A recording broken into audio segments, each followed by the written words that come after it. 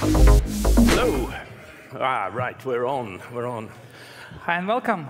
Welcome. Yeah, you're on as well. Welcome. Thank you very much for coming to our talk, and thank you also. We'd like to thank the organizers of JFall, this amazing conference, for accommodating us here. I'm Maurice Naftalin, and this is Dmytro Vyazelenko.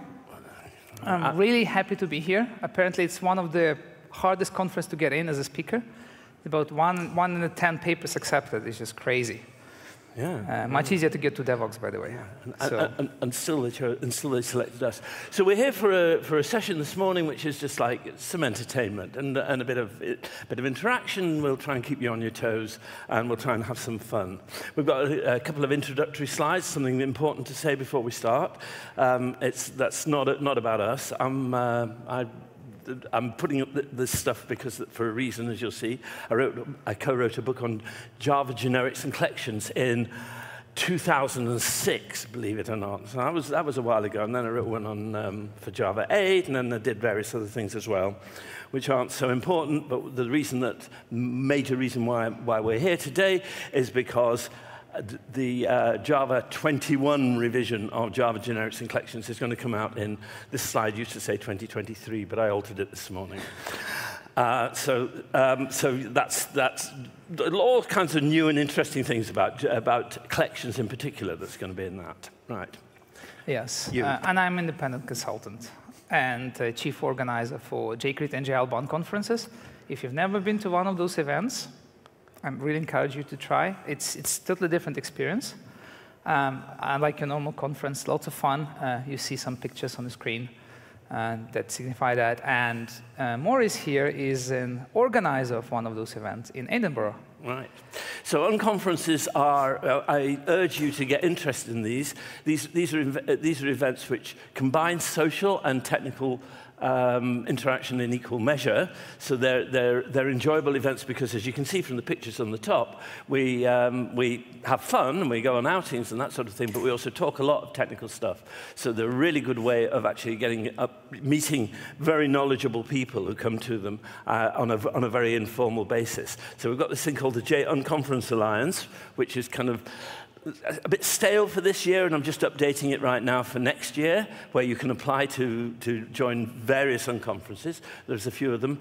I'm the disorganizer for JAlbon, which takes place in Edinburgh, which is a really good place to visit, and it's kind of really good combination of social and technical and tourist things. And this year, it's going to be in the middle of May.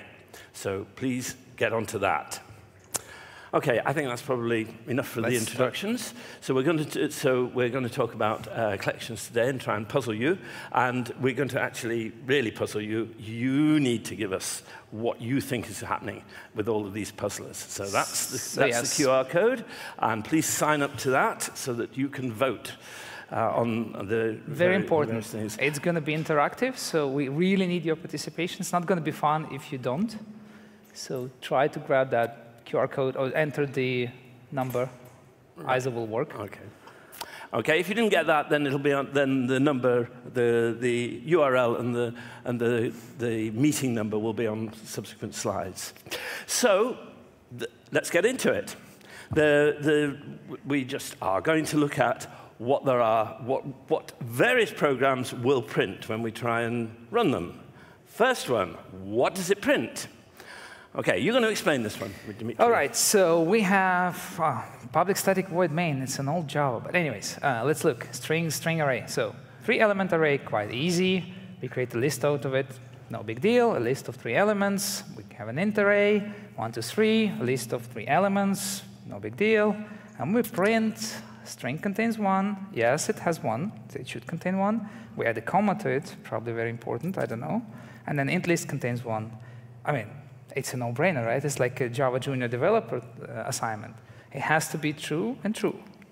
That's what I would expect. Okay, so there are your choices. They are right now on your phones. If you didn't manage to join before, then okay, true. Then remember the numbers at the top if you didn't manage to join before. Okay. Wow, what's going on with people? People are having a think about this. Oh yeah, true. Okay, I mean, I said it, true. So let me confirm what I'm saying. Looks OK to me. Seems very reasonable. None of the above has got some traction here. So we have a nice contender, so none of the above. That's an interesting one, by the way. What do you think? I think we've got maybe 200 people here. I think you slackers should get onto it, actually. Yes. So let's give it a couple more seconds. Yeah, no, we'll give it. I think we should be aiming for at least 100 for the votes. Okay, we're kind of getting there. All right, so. Right, shall we? Okay, I think we see the verdict. Let's go for it, shall we? What does it print? Puzzler 1. Let's run it and see what happens. Puzzler 1. No, 2. True and then false. True and false. True and false. What is going on here, Dmitry? Wow. Come on. Could you tell us what's happening, please? Actually, I tell you who can tell us what's happening. I don't need Dmitry any longer. Because I've got my robot assistant, if I can find him. AI overload, you mean? What does ChatGPT-4 think of Puzzler 1? ChatGPT-4 explains Puzzler 1 really well. Yeah, so basically, we have a primitive array. And the primitive array in Java is an object. Array says list is a warargs method overloaded with object ... which means an int array turned into a single object, not a 3-element array. And so we have a list containing an object array inside, so basically an int array inside. That's why contains of 1 will print false, just because the list is not list of ints. It's a list containing a single int array. As ChatGPT get right, and probably we'll basically be out of job soon because this thing can just auto-program it for absolutely. us, right? We're in serious trouble. Clearly, ChatGPT knows what it's doing, doesn't it? Okay, let's have a look at the next one. If you didn't manage that, let's see what else we can do. If I can just get onto the next slide. Come on. Okay, so what does it tell print? us what the next one is. Okay, so the next one is going to look at sublist. So ints is a list of integer. The list.of boxes it, and so we get a list of integer. We make an array list. We get a sublist of that. Sublist is one of these semi-open intervals. So it starts at index 0 and it finishes before index 0. So basically it's pointing at the beginning of the list, and so we print that out, and then we add to the sublist some more numbers, 10, 11, 12. And then we print out the whole thing, the original list, the backing list. So what are the options? Well, it could be, the options are that when we print out ints in the first place, it's going to be empty, so the sublist is going to be empty, and 1, 2, 3, 4, 5, nothing altered, unsupported operation exception, because you might have got it wrong, and maybe something else. Let's see what people think. Unsupported operation exception. That's usually a pretty good bet. I think, Dmitry, I'm kind of upset. You've got your phone out and you've got a connection. You're not committing here. What kind of coward are you? All right. You convinced me. Neither of these. No. Okay, so so unsupported operation exception, neither of these. So who's the winner? Neither of these. Neither of these. It's typically a very safe choice. I think what did you vote? Unsupported operation exception. Unsupported operation exception is a safe bet when it comes to the collections framework, I think, generally speaking. But neither of these has got. You don't believe me. I don't know what's the matter. Okay, let's have a look. Shall we have a look? Yeah, and we have no, I'll probably I'll probably go something people voted yeah, for right. it, so okay, so what are we, 2? Yes. Okay, and we'll run that, and we'll see. Wow, okay, it was indeed neither of these. What is happening there?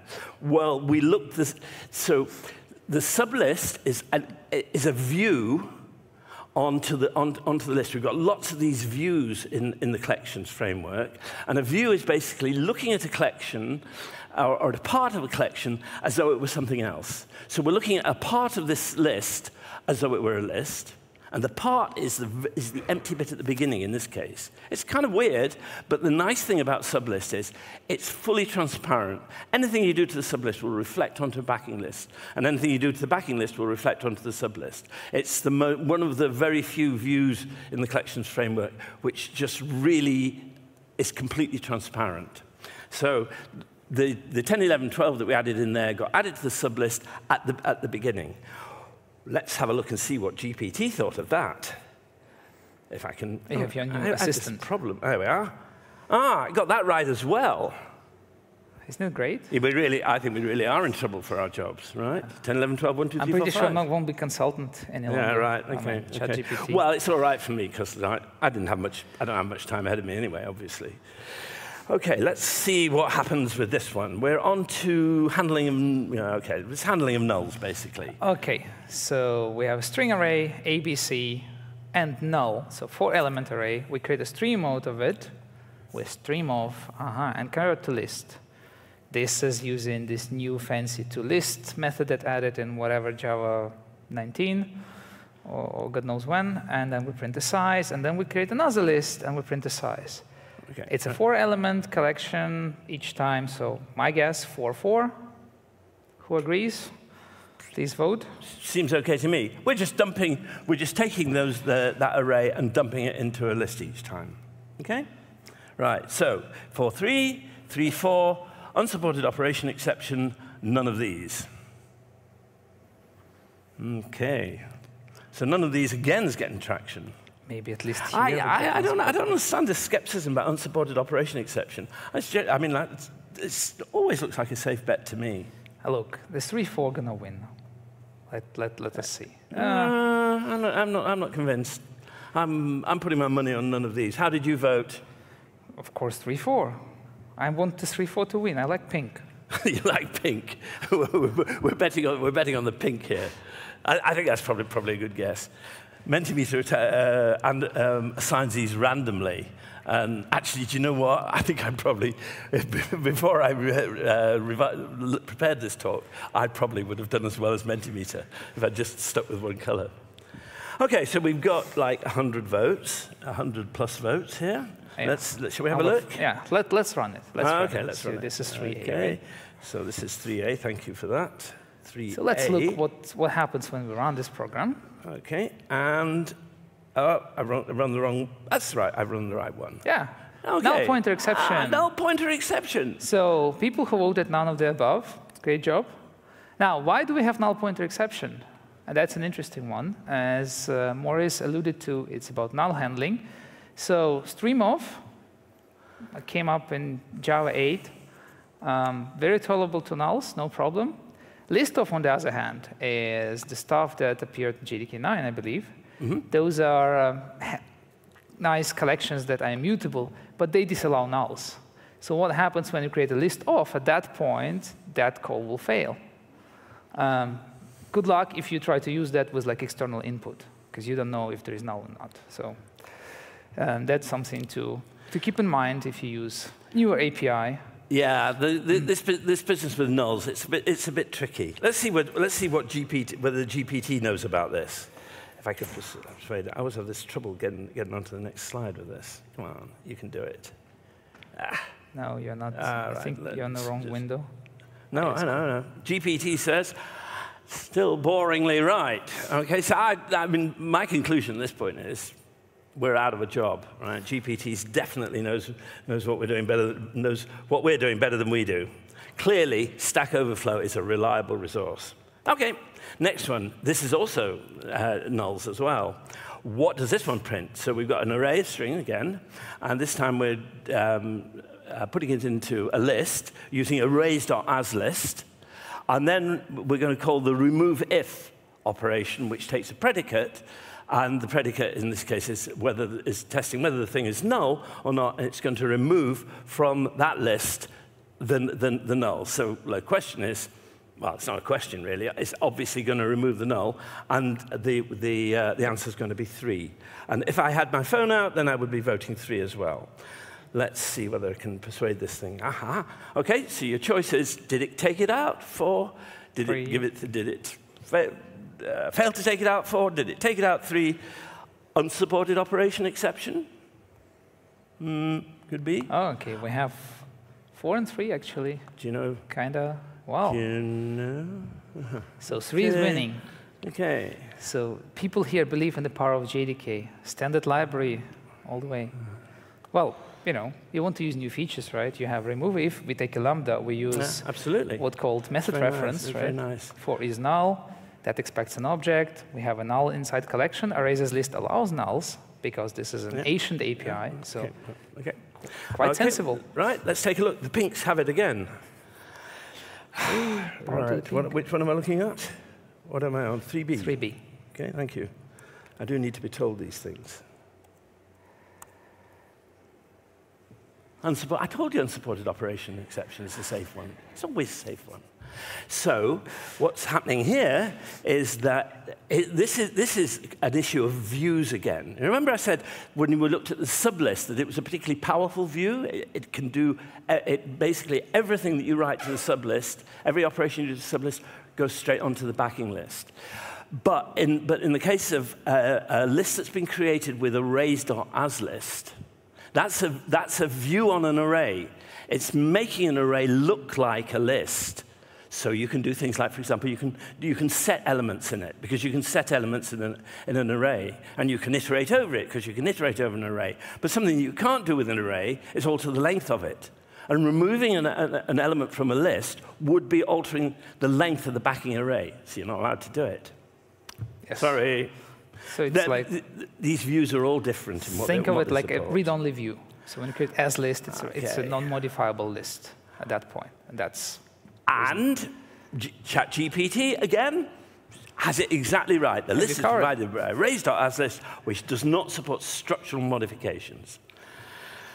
Right. I mean, I don't even know whether I'm going to bother showing any more of these ChatGPT things. I mean, this is, obviously, it is a superpower. Right. OK, let's go. Let's not advertise it too much. I could do. Right. 4A, what does this one print? Oh, OK, so we're switching to the maps, right? It's no longer collections, just let's look at the map. OK, so we have a map, integer to string. So integer is a key, important, OK? Map, put 4 and null. So we put a null in the map, keyed by 4. Then we get the value, get or default 4 with the default 4 because there's null. And then we put if absent, and then 4, and then map.get. So map.get, my guess, at that point should return null. What, you mean the first one of those, get or default? There are 2 of them. All right, there's two of them. The question is get or default. Basically, it should be null, because we have key value pair. Value happens to be null, but it's in the map, so we get or default should make any difference. Fine. You vote null. So yes, I'm going to vote null. Oh, we have null. Your options are 4 null, null 4, null, and 4. Let's see. You obviously are a very convincing person. I don't know. Yeah, you clearly you've got a trustworthy face. But it's not pink this time. It's not pink, though. No, you're all wrong.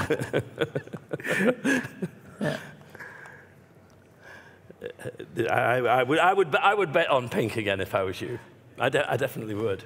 Yeah, pink is a safe bet. It's the color of the season. It's the color of correctness. So we have vote, right? So we have 130 people. This is probably the biggest vote we had so far, by the way. That's like the most popular. So. Yeah. So null. Definitely the nicest pattern as well. But null is a clear winner. It's got as many as the others added together. Let's have a look. But it's interesting how the views split this time around. Which one am I? 4B. 4B. No. No. 4A. 4A. A. Right. Is that right? Yes, 4A. That's 4A. No, this is 4B. No. You need to open 4A. 4A. Oh, right. Sorry. Thank you. Don't run 4B yet. 4A. Right. No spoilers. No spoilers. OK. Right. Have I got the right one? Yeah, that's the right one. Let's run it. Let's run that then. Let's see what happens. I told you, Pink. You didn't listen to me. Pink was a safe choice. While null and maps, well, they don't Well, how shall I put it? It's bad, and it's very inconsistent. So we have null value, which is allowed. HashMap allows nulls. Concurrent HashMap, for example, disallows nulls. So it's in there. If you call get, you get null as expected. However, get_default is one of those new methods, and compute_if_absent and a bunch of others, they have similar things, whereby they consider null as an absent value. So that's why there is a confusion. Get_default will say, well, I ignore null and return 4 instead. This is default value provided.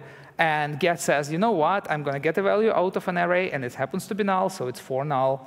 And yeah, this is just a way of life. So be careful with nulls and all those fancy methods. When you've got an API that's grown up over 25 years and is constantly evolved, and people have added new things to it, there's the chance, and they want to maintain backward compatibility as well, the chances of getting a completely clean API are 0, basically. If you waited until you got it completely clean and completely comprehensive, you would never get it at all. So really, one of the biggest problems is that at different times there's been these different treatments of null, and that's what's happening. Well, I think this is even more interesting because some of those API, like computes and stuff, came from concurrent map. Yeah. And that disallows nulls, and they copied it to a collection that allows nulls, and that just don't work together. So I don't want to let him get on his hobby horse about that. So let's look at let's see what ChatGPT says. Yeah, because it gets everything right. Oh no, it didn't get this one right. This is absolutely hilarious. This one is absolutely mad. What? The output of this code will be nothing printed on the screen. This, by the way, is by mistake. I had to include it, but it's ChatGPT 3.5. All the others have been 4 so far. So obviously, this is like... So obviously, you're showing us out of date utterly insane. It's decided that the print statements aren't going to work because it's puzzled. I love the confidence with which it asserts this. So let's have a look at what ChatGPT 4 says instead. It says... And it gets it wrong here. Since the associated value is null, it returns the default value 4 specified in the method. It's just flat out wrong. Thank goodness for that. I'm really happy to know that our jobs have not yet been taken away by this annoying robot. OK, so that was 4a, is that right? By the way, in the previous slide, it wasn't the get that will return second time null. It's the put_if_absent that doesn't work. Because we had the put_if_absent there that tried to put 4 into the map, and that didn't do anything because there was an association. Right. So one of the things that Java the collections framework lacks is a multi-map type. But actually, it's pretty easy to create a multi-map type, and that's what we're going to do here. So what we've got here is we're creating a list of numbers, -1, 0, and 1, and then we've got a map from integer to a list of integer.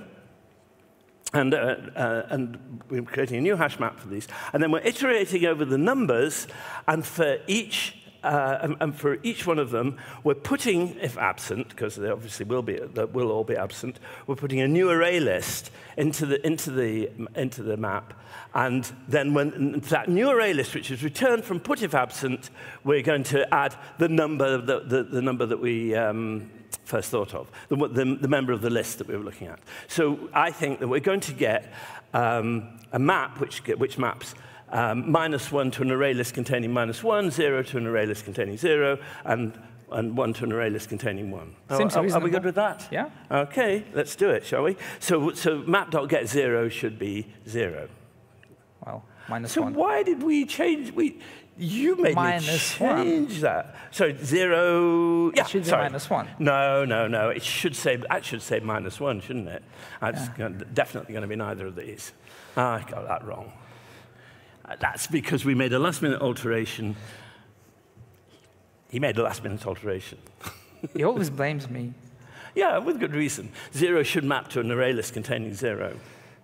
Okay. Well, pink, pink is a safe bet. I mean, yeah, well, I would vote. You just have a wrong caption there. But the point is, it's a right thing. So it has to have first element of your numbers list, which is -1. Yeah, saying neither of these. So neither of these has definitely got it here. No, actually, this is absolutely correct.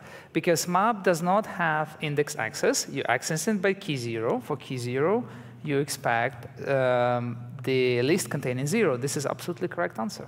So pink is absolutely fine. Okay, right. Maybe I'm wrong. This is fine. Okay, so it should be pink. But yeah, vote pink. Vote pink. That's my party. Okay, so we've got a good number here, and most people are saying neither of these. What is it about you guys? Do you think it's unsupported operation exception or something? I think we got them scared. So that would never happen. Oops, didn't want that. Let's go and have a look at the code.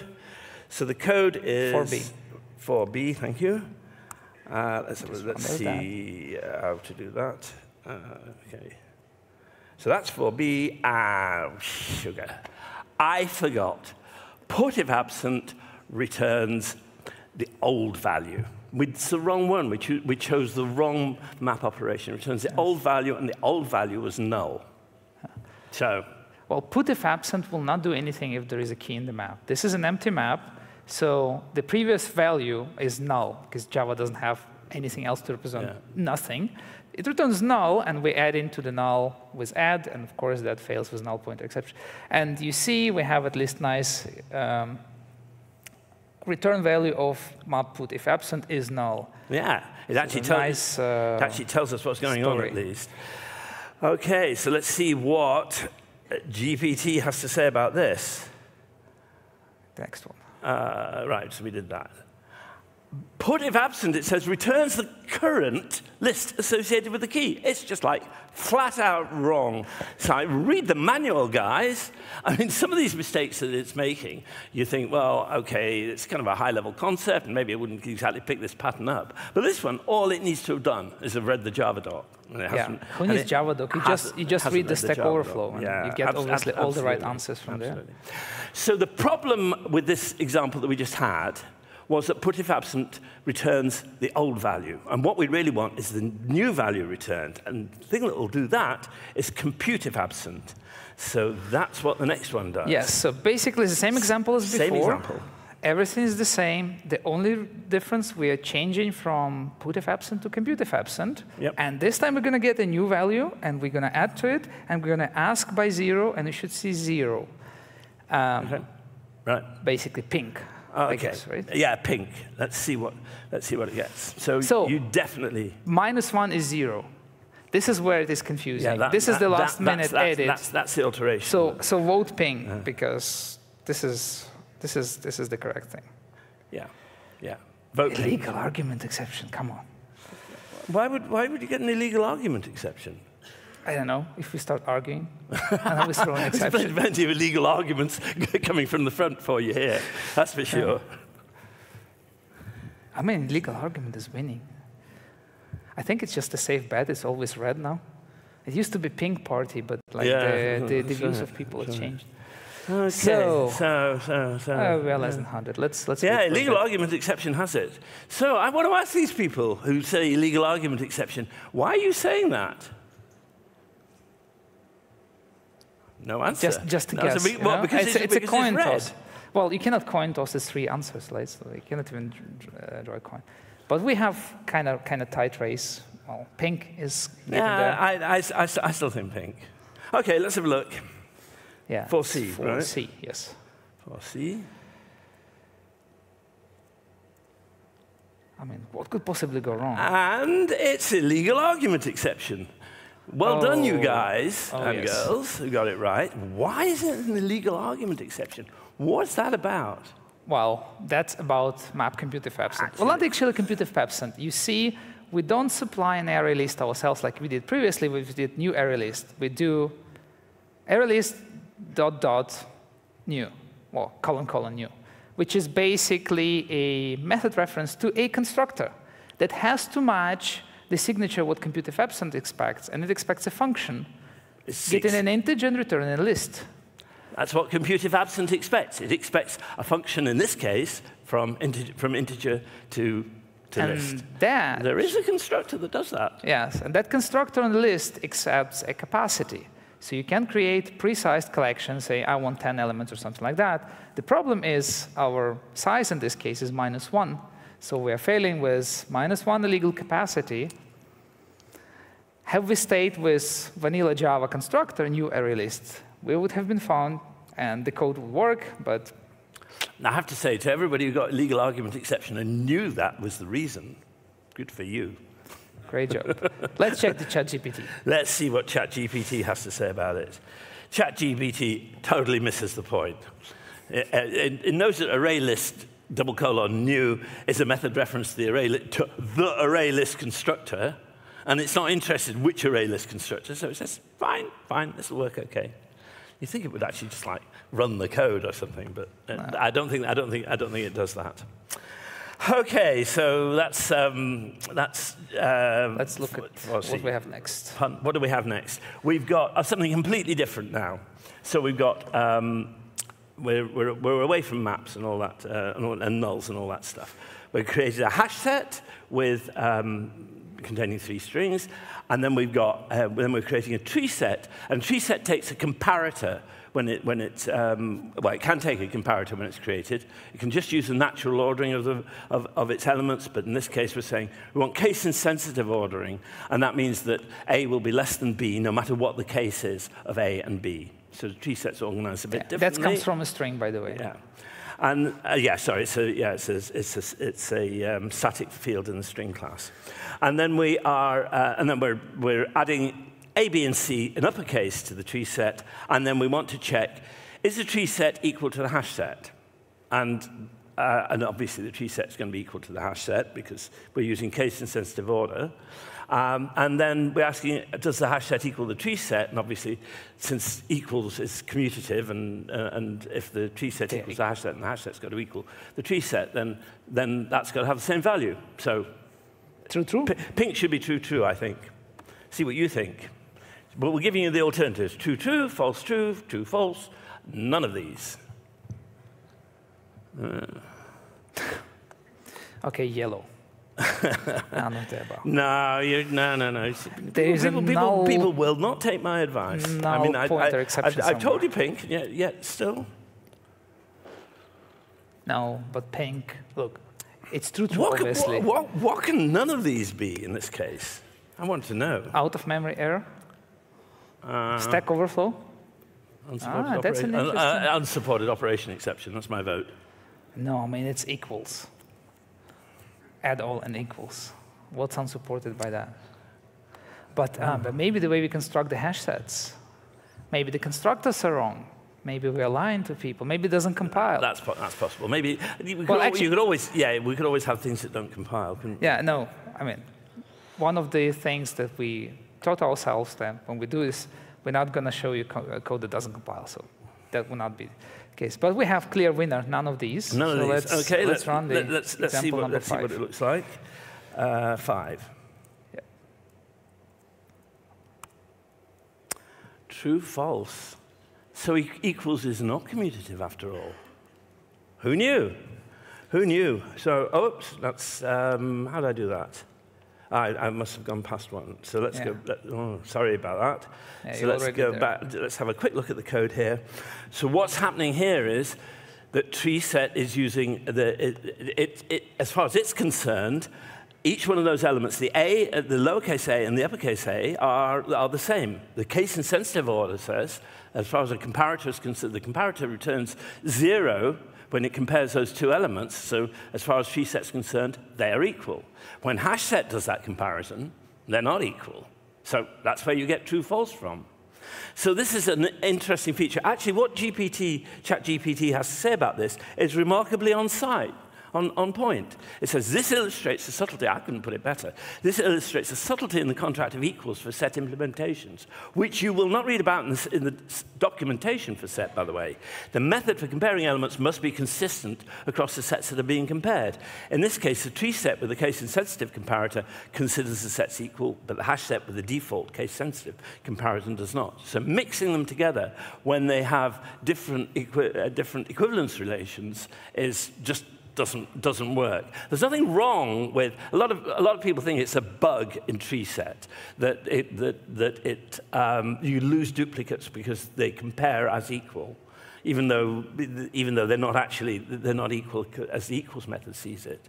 But that's just not understanding properly the fact that you've got sets with different properties in the collections framework. And in this case, tree set has perfectly valid way of looking at things. It's just not the same as hash set. So even equals is not. So there isn't the documentation for the set interface just really doesn't reflect that, and it really needs to be sorted out. Or alternatively, you could get a good book which explains that. Okay, so on to number 6. What does it print? Okay, so you do this one. We have a new type of map, which is identity hash map. Identity hash map. That's important to this. That's important, which stores things by references, not by values, which is good. We put 1, 10, 100, 1,000, 1, 10, 100,000, and we replace the same things again and again. So map.size, what does it print at the end? So you could, well, we've got 3 plausible answers for this, and you get to choose. Well, we've got 2 plausible answers, and one out of left field. So 4, maybe 4, maybe 8, maybe 5. I mean, yeah, 4. We add the same stuff again. But what's your? Well, my guess would be 8, right? Because it's a different reference. They are different, aren't they? They clearly are. They clearly are different references. They clearly are different, these things, aren't they? So, like, if you create a new object and put it into the map, and then you create another one that's equal to that, and put that into an identity hash map, then that's two different keys because they're different objects. These things are all going to be different objects, aren't they? So we're putting a primitive int, but there is a boxing going on, right? So we have to turn an int into an integer, and that will be an allocation, so it's giving me a new object. So I vote 8. Red. Go team red. That's not a brilliant piece of code in that case, because you will you'll never be able to find those things again, will you? Yes. If that's the case, if boxing really works. That's why you should create an integer key and not rely on boxing. So nobody's going to take my advice and vote pink. You'll be sorry. Pink. Okay, let's see what actually happens, shall we? Yeah. Oh, 6. I'm losing this thing. Right. Okay. So what's 6? Is it 6? Yes. Example 6. Yeah, I do need you to tell me every time. Let's run. 6. Okay. 5. So what? So people who vote 5 did good job. Pink wins, as we said through the whole presentation. Let's look at the code. Pink. Pink. I told you pink. We need to turn primitive key into an object. It is done through boxing. Java 5. Good. They added it for us. Well, good and bad in this case. How do we turn things into an object? Do we create an integer object with a constructor? Hell no. We call integer value of. Nice. What does integer value of has? It has a hidden cache, which is 256 values with minus 127 to plus 128. By default, you can change it. You can extend the right-hand side of it, which means when we add 1, 10, and 100, they map to exactly the same objects through the duration of VM run. So when we add them again, we're going to replace the values. But 1,000, it's 2 times different 1,000. So we add 2 different 1,000 objects to the set. And as Maurice said before, there is no way we can actually get those values out of them, because you cannot construct 1,000 of the same object. Because if you say value of 1,000 or a new integer of 1,000, you're going to get yet another one. So the only way to get to them would be like iterating and get a key physically. And with 2 different 1,000 objects. That's why it's 5. Cool, isn't it?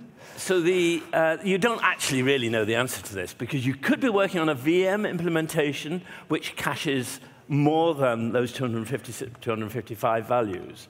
The spec only says that the minimum is that the integers from -127 to 128 to plus 128 must be cached. So you know that those definitely will be. Those won't be. Those will be found again the second time around. Whether 1,000 is found depends on what the implementation does. And actually, if we run it, did we run it? Yes, we did run it. Then you see that actually on the OpenJDK, it's that minimum that is. What does ChatGPT say about this?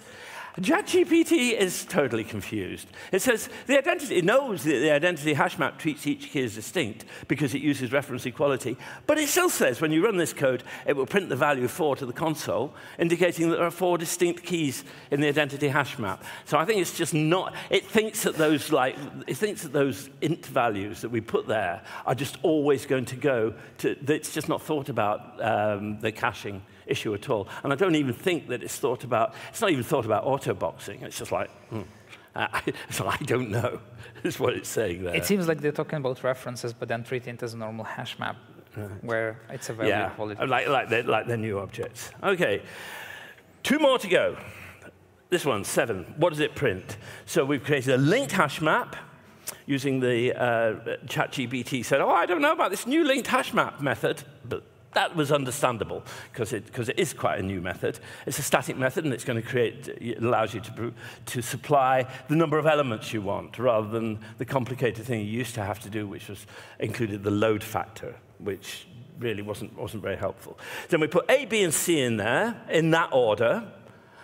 So we expect that we're going to get A, B, and C out when we print it because it's a linked hash map, and the order the order iterating over the elements will give you the order in which they were put in. But we then it's the last insertion order. Yeah, it's insertion order. So then we reinsert B. And then we get the value of A, which is going to be 1, and then we get the value. Then we print the map out, and the question is, what's going to be the order in which the things come out of the map? And the answer is obviously that it's going to be ACB, because B was put in last. Yes. Okay. So 1 ACB.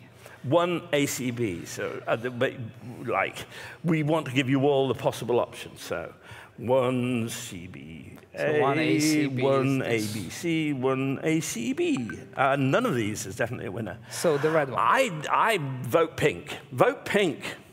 It's like. These good. People are taking my advice now.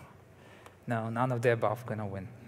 No, pink is going to win. I don't care what the answer is. Pink is the answer.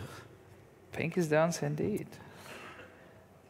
ABC. You guys think that putting B in doesn't make any difference? Well, you do. Well, 15 people think that you are right. 45 people think that none of the above is happening, and that's an interesting one. Yeah. OK, let's have a look. Right, we're on 7. Is that right? Yeah. 7. OK. And one more to go after this. What does 7 do? ABC. I told you vote pink. I told you. When you reinsert an element, you're not actually reinserting an element. Linked hash map just says, OK, this element is still where it was in the linked list. So as far as I'm concerned, you've changed the value, but you've not changed the order. So yeah, you were right if you said ABC. I think it only updates the access time, right? What does ChatGPT think? ChatGPT. Why have I? Yes. Yeah, OK. Given that B was updated last, it will show the entries in the order A, C, B. Once again, I just think, I don't think you read that spec very carefully, ChatGPT. So I don't know, how are we doing with ChatGPT? Well, I think it's around about 50-50. But when it's wrong, it's really wrong. I mean, it doesn't mess about. It just says things that are just absolutely not true at all. It seems like more or less on the level of Stack Overflow. It's probably where it gets all the answers. Stack Overflow. Well, I don't know. I think Stack Overflow is better than this. It seems to be kind of a little bit worse, telling you some fairly random advice. OK, last one here.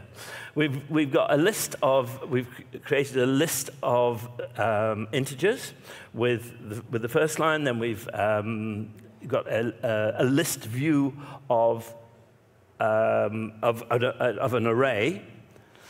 Again, with the same values, we've got an unmodifiable collection of the list, and we've got an unmodifiable list of the list. The question is, so like we've got a list view of an array, we've got an unmodifiable collection, and we've got an unmodifiable list. Which one of these pairs of things are equal? Right? They've all got the same elements in them. So we have A equals C. A is a list, equals to collection, yes. A equals L, yes. C equals L, yes. I mean, it all contains the same values, right? Okay, so 2, 2, 2. Like, why did you leave the easiest example to the end? Because it's not the easiest one. That's why. Okay, true.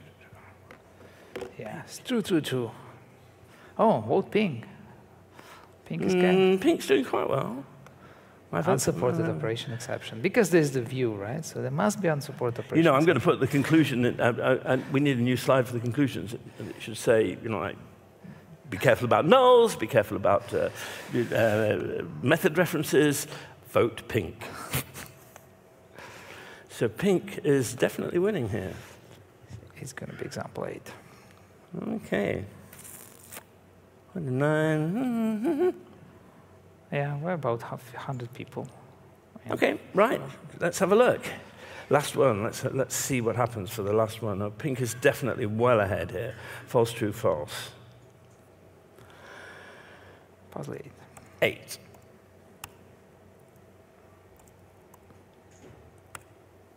False, true, false.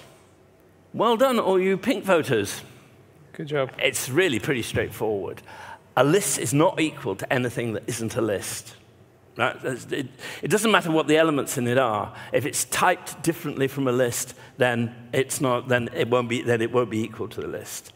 And ChatGPT, for its final flourish of our talk today, says equality is based on elements and their order, not on the specific collection type. It's just what a joke. Flat out wrong again. So, you know, I think on the whole, you know, our jobs are not in too much danger. Okay, that's us with our puzzlers. I hope you've enjoyed it. We've got a couple of wrap-up slides. Thank you. Some conclusions. Our conclusions are collections are losing their tolerance of null values. So anytime you've got anything that's dealing with nulls, you have to think fairly carefully about possible inconsistencies about how they're treated. Are they real values, or are they signals of an absence of a value? And they get treated differently, but in different collections. So withdrawal symptoms of this tolerance are this loss of tolerance are API inconsistencies. Views are really useful, but they're often only partially writable. Or maybe they're not writable at all. And you have to think about what's going on behind the scenes with a view. Like arrays.asList. What I'm trying to do to this thing that looks like a list, can I really do it to the actual implementation? Double check the type of your method references, because the one that will get used, the method reference is a lambda, right? But the particular overload that will get used is the one that will match the context. And unless you thought about the context, then that's how we got so stuck with that array constructor. The context, the type context, demanded a function there that took an integer, and we didn't think about that.